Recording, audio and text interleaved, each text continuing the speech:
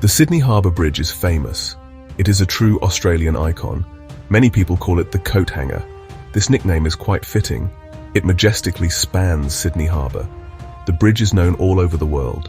It dominates the city's beautiful skyline, a triumph of bold engineering skill. This bridge is truly iconic. It is much more than just steel. It serves as a place for celebrations. New Year's Eve fireworks are spectacular here.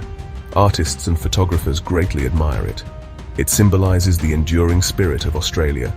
It represents national strength and resilience. It connects people, communities, and places. Let's look at its impressive structure.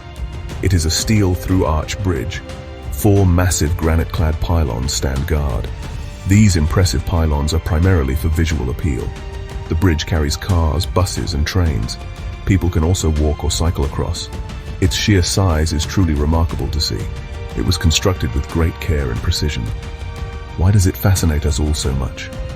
Perhaps it is the bridge's graceful arch. It looks absolutely stunning against the blue sky. The panoramic views from its top are amazing. The story of its making is genuinely epic. Brave and dedicated workers built this bridge. They overcame many significant challenges together. It is a remarkable bridge with a deep soul.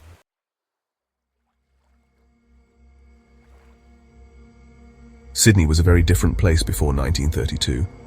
The wide harbour clearly divided the city. It acted as a significant water barrier. Numerous ferries carried people across the water. These important journeys were often quite slow. A permanent, fixed link was sorely needed. The city of Sydney was growing very fast. Better, quicker transport was entirely essential. People dreamed of building a bridge to unite North and South Sydney. It would make daily travel much easier. Trade and local business would also greatly benefit. This was a very big and ambitious dream. It took many long years to plan properly. Many different design ideas were carefully discussed. Finally, the famous arch design was chosen. This enormous project was truly pivotal for Sydney. It was much more than just concrete and steel. It gave ordinary people hope during hard times. The Great Depression was biting deeply then. The bridge construction created many needed jobs. It significantly lifted the spirits of the whole nation. It proudly showed Australia's great skill and ability, a powerful symbol of what could be achieved. The bridge changed Sydney completely and forever. It dramatically reshaped the entire city's layout. New, thriving suburbs grew on the North Shore. It quickly became vital for everyday Sydney life. Its profound impact is still felt strongly today. It spurred considerable growth and much progress. It was a truly transformative and vital project. Sydney would not be the same city without it.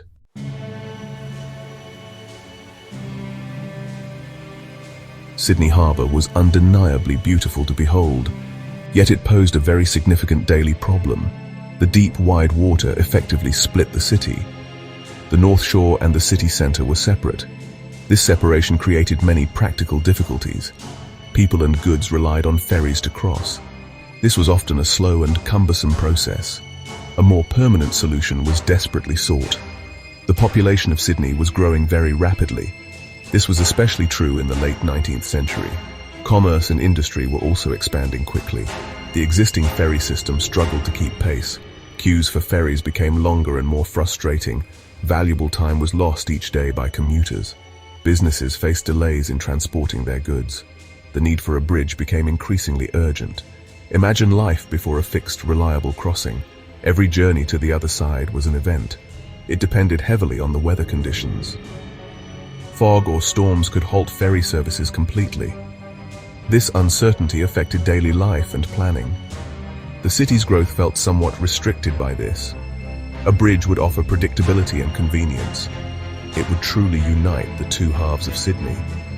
The call for a bridge grew louder each year. It was not just about convenience for the people. It was about the future development of Sydney. A bridge would unlock the potential of the North Shore. It would facilitate easier trade and communication. It represented progress and a modern outlook. The harbour was a magnificent asset, but also a barrier. Overcoming this barrier became a key city ambition.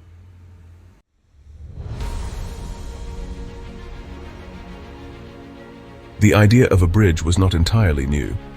People had dreamed of spanning the harbour for decades. As early as 1815, proposals were put forward.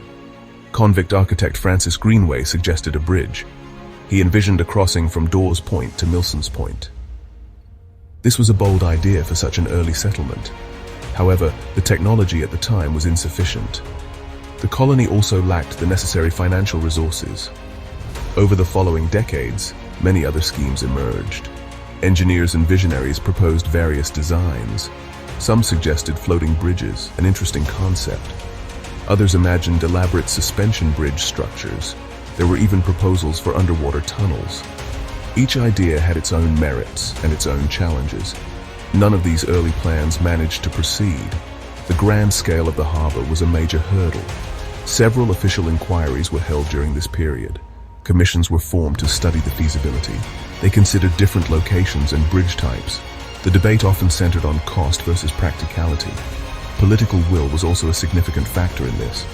Securing funding for such a massive undertaking was hard. The economic conditions of the colony fluctuated. Many promising ideas simply faded away over time. Despite these setbacks, the dream never truly died.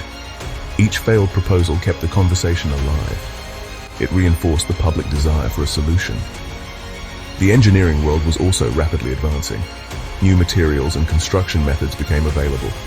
What seemed impossible in 1815 was becoming achievable. The persistent need for a crossing kept hope strong. The stage was slowly being set for a successful plan.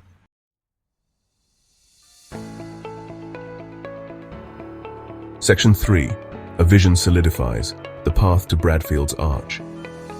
The early 20th century brought new energy. Australia became a federation in 1901, fostering national pride and a desire for nation-building projects.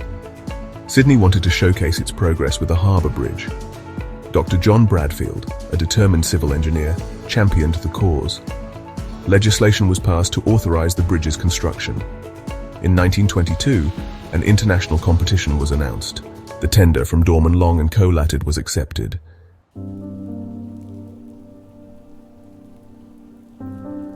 Section 1. Forging the Mighty Arch. Design complexities. The choice of an arch design was very deliberate. Dr. Bradfield believed it was the strongest option. It suited the geology of Sydney Harbour well. The arch could support immense weight effectively. However, designing such a colossal arch was complex. It needed to be both strong and aesthetically pleasing. Engineers faced many difficult calculations for this. The scale of the bridge presented unique problems. The arch itself was truly enormous for its time. It would span over 500 meters across the water. This great span created massive forces within the steel. The arch works mainly by compression, pushing inwards. Engineers had to calculate these stresses very carefully. Every piece of steel had to withstand these loads. The design needed to be incredibly robust and safe. Any miscalculation could have led to a disaster. One of the biggest challenges was joining the two halves. The arch was built outwards from each shore simultaneously. These two massive steel arms had to meet perfectly. They had to align in the middle, high above the harbour. This required incredibly precise surveying and calculations. Even tiny errors could grow into large misalignments. The engineers used advanced techniques for their era. The final joining was a moment of great tension. Building such a large arch also required innovation. The method of cantilevering the two halves was pioneering. Temporary steel cables held back each growing arm. These cables were anchored deep into the rock. The design also had to account for temperature changes. Steel expands in heat and contracts in the cold. Special bearings were included to allow for this movement. This ensured the bridge remained stable in all conditions.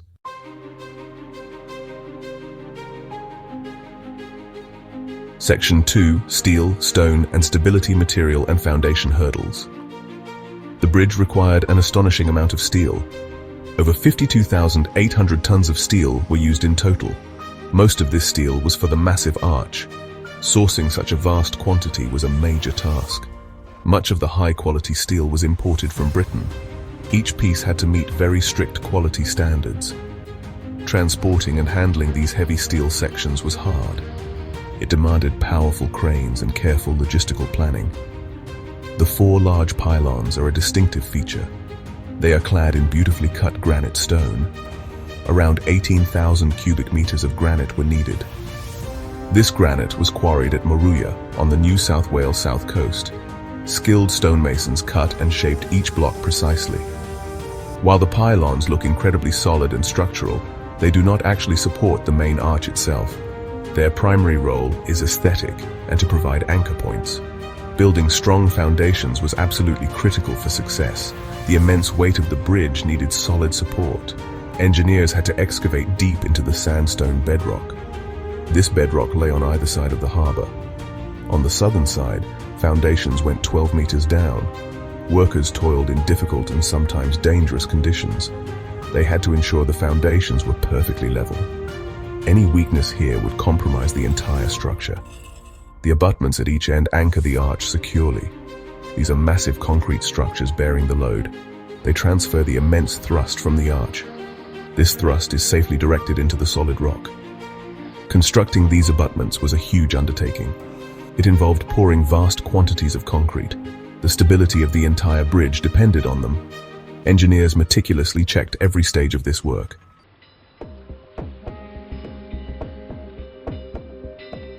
Section 3. High wires and hot rivets, overcoming construction dangers. Building the Sydney Harbour Bridge was dangerous work. Hundreds of men labored high above the water. In the 1920s and 30s, safety standards were different. Workers often had minimal safety equipment to protect them. Hard hats were not commonly worn by the workers. Safety nets were used, but falls were a constant fear. The height alone presented a significant mental challenge. These brave men worked in very perilous conditions daily. The riveting process was essential, but also hazardous. Around 6 million rivets hold the bridge together. These rivets were heated until they were red hot. Then, they were passed to the riveting gangs. The gangs hammered them into place with powerful rivet guns. This created a tremendous amount of noise on site. There was always a risk of being hit by dropped rivets. Burns from the hot metal were also a common injury. 16 men tragically lost their lives during construction. Some fell from the great heights of the structure. Others were injured in different construction accidents. Each death was a terrible blow to the workforce. However, for such a large and complex project then, the safety record was considered relatively good by some. Engineers tried to implement safety measures where possible. For instance, a first aid station was on site always. Managing the workforce and materials was a feat. Over 1,400 men were employed at the peak of construction. Getting these men and heavy materials to dizzying heights was hard. Creeper cranes were specially designed for the project. These cranes crawled up the arch as it was built. Weather conditions also posed considerable challenges. Strong winds or heavy rain could halt work completely. Despite all hurdles, the dedicated teams persevered bravely.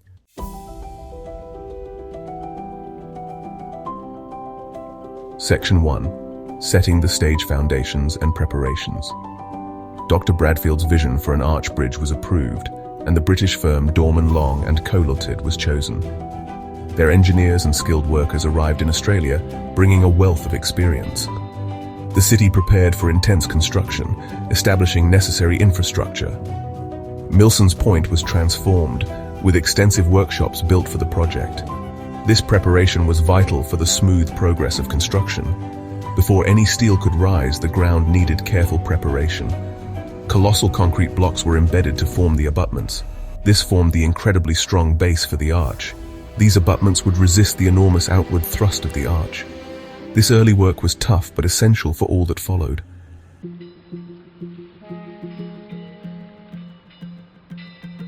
Section 2. Rising from the shores. Building the approaches and pylons.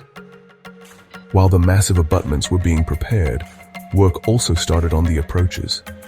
These were the sections of the bridge leading to the main arch. On both the north and south sides, these approach spans were built. They consisted of numerous steel girders and concrete piers. The 4 magnificent pylons are a defining feature. These grand towers stand at each end of the arch. They are clad in beautiful grey-pink granite. This granite was quarried at Moruya on the New South Wales south coast. The pylons provide strong anchor points for some of the bridge's structure.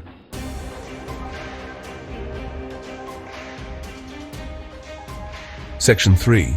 Meeting in the sky, the Great Arch takes shape. The construction of the main arch was the most dramatic phase. It was built using a cantilever method, a remarkable feat. This meant building the two halves of the arch outwards. They grew from each shore, reaching towards each other. Each half was supported by massive temporary steel cables. These cables were anchored deep into the rock behind the abutments. Specially designed creeper cranes were used to build the arch. These cranes were assembled on the arch's deck level. Finally, on the 19th of August 1930, the moment arrived.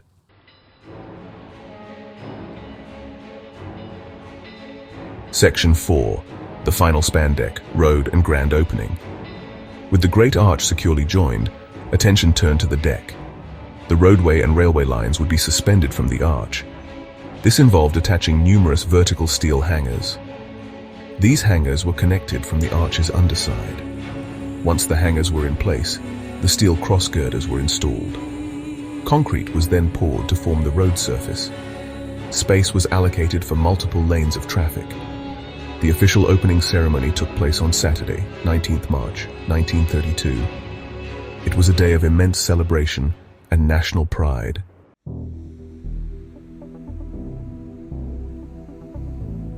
Section 1. The Bridge Builders' Courage and Toil. The men who built the Sydney Harbour Bridge were a diverse group. Many were ordinary Australians seeking steady employment. Others came from overseas, bringing valuable skills with them. The Great Depression was starting to grip the world then. The bridge project offered a beacon of hope in hard times. However, the work itself was incredibly arduous and demanding. Danger was a constant companion for every worker on site. Despite the hardships, a strong camaraderie developed amongst the men. They were building more than a bridge. They were building an icon.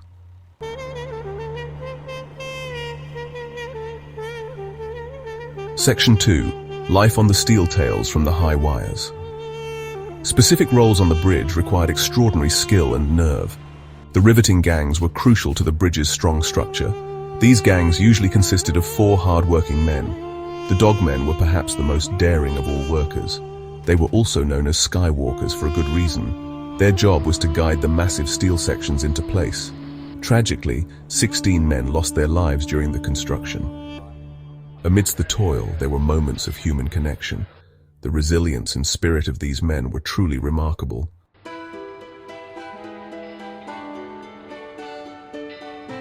For the residents of Sydney, the bridge's rise was a daily spectacle.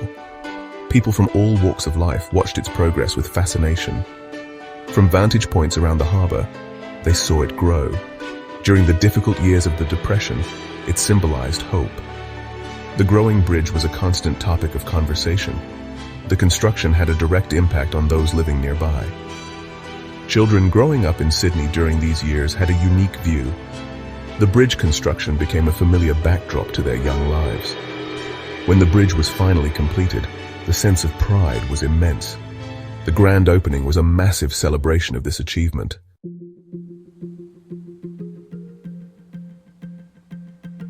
The opening of the Sydney Harbour Bridge in 1932 had an immediate effect. It dramatically changed how people and goods moved around the city. North and South Sydney were finally connected by a reliable, fixed link. Commuting times for many thousands of people became significantly shorter. The economic benefits of the bridge were felt almost straight away.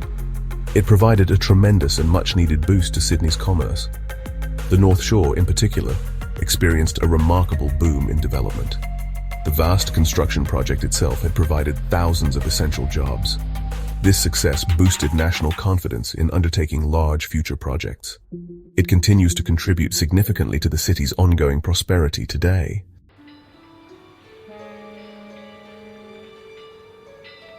The Sydney Harbour Bridge achieved far more than just connecting 2 pieces of land.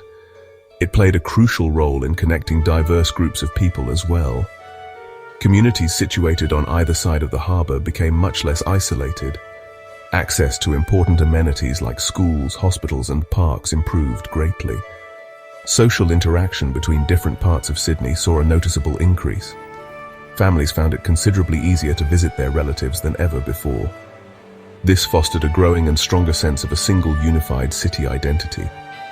The overall social landscape of Sydney began to change in many subtle ways. People's daily lives were made more convenient and their horizons broadened. It effectively broke down old geographical barriers to greater social cohesion. The bridge also delivered a tremendous psychological boost to the people of Sydney. Its successful completion stood as a powerful symbol of hope and great achievement.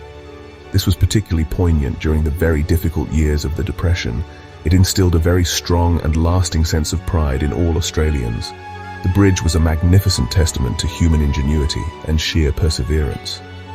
It quickly became an iconic image, instantly recognized all around the world. For the people of Sydney, it was their bridge, a cherished part of their identity. It represented national strength, enduring resilience, and a forward-looking vision. The majestic steel arch dominated the city skyline, a constant reassuring reminder. It lifted the spirits of many and clearly showed what could truly be accomplished. The presence of the bridge profoundly influenced Sydney's subsequent urban development. It dictated entirely new patterns of city growth and widespread suburban expansion. The North Shore, which was once considered relatively remote, became highly desirable. Extensive residential development boomed in many areas now easily accessible by road. New road networks were carefully planned and developed to feed into the bridge. Town planners consistently had to consider its significant impact on urban infrastructure. It effectively shaped the very layout of the expanding metropolitan Sydney area. The bridge quickly became a central and vital spine in the city's structure. Its imposing presence guided many future transport and land use decisions. Sydney's overall growth trajectory was forever altered by its grand construction. The Sydney Harbour Bridge swiftly transformed into a major Australian cultural icon. It is a central and spectacular feature of many national celebrations. These include the world-famous New Year's Eve fireworks displays over the harbour. The breathtaking pyrotechnics are enjoyed by millions around the globe each year. Countless artists and photographers have been deeply inspired by its graceful form. It has appeared in numerous films, striking paintings, and memorable advertisements. The popular bridge climb experience allows tourists to scale its impressive heights. This adventure provides stunning panoramic views and a truly unique perspective. It symbolizes the city of Sydney to the world alongside the Opera House. Its enduring presence continues to shape Sydney's vibrant cultural identity daily.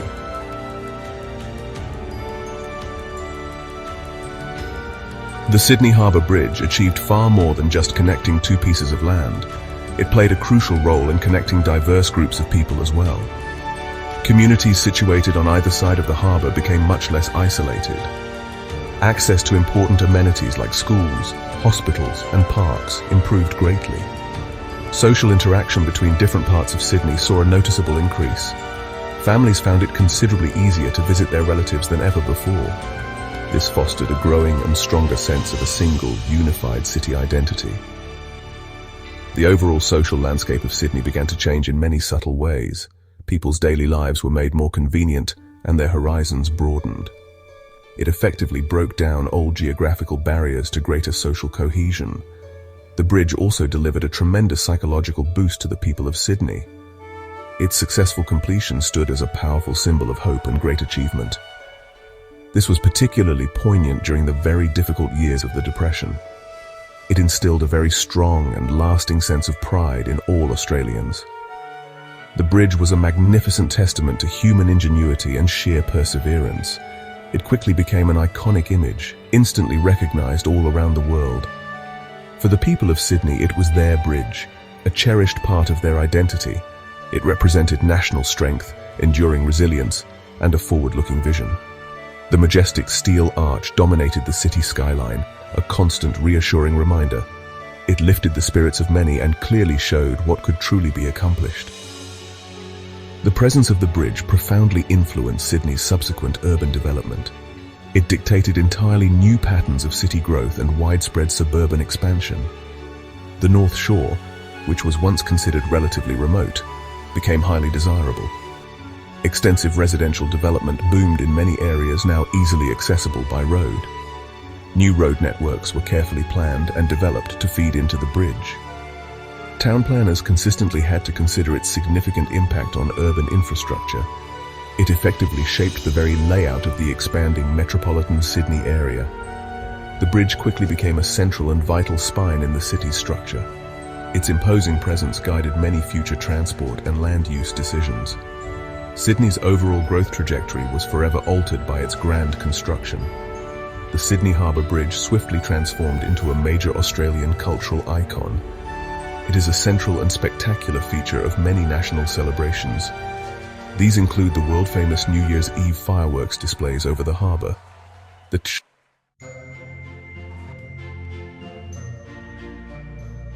Today, the Sydney Harbour Bridge stands tall. It remains essential to Sydney's infrastructure. Millions cross it yearly. Cars, trains, buses, cyclists, and pedestrians use it daily. Continuous maintenance ensures its strength. Painting its steel structure never ends. It is meticulously cared for. Modern assessments keep it safe. Its role as a transport link is vital.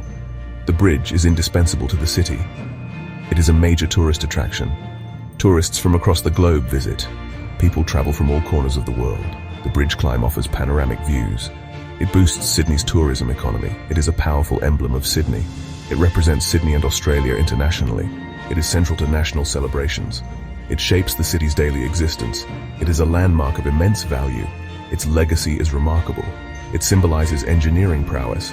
It represents Australian ingenuity. Its construction story inspires many. It reminds us of Dr. John Bradfield's vision. It stands as a tribute to the workers' courage. Their skill and sacrifice are embedded in its steel. The bridge is a monument to their efforts. It symbolizes unity, connecting the city's shores. Its shape is recognizable worldwide. The bridge is more than steel. It is woven into Sydney's fabric. It has witnessed decades of change. It remains a constant presence. Its arch inspires awe. It is a timeless masterpiece. Its story echoes a nation's ambition. The coat hanger will endure for generations. It will continue to symbolize Sydney. Its legend lives on.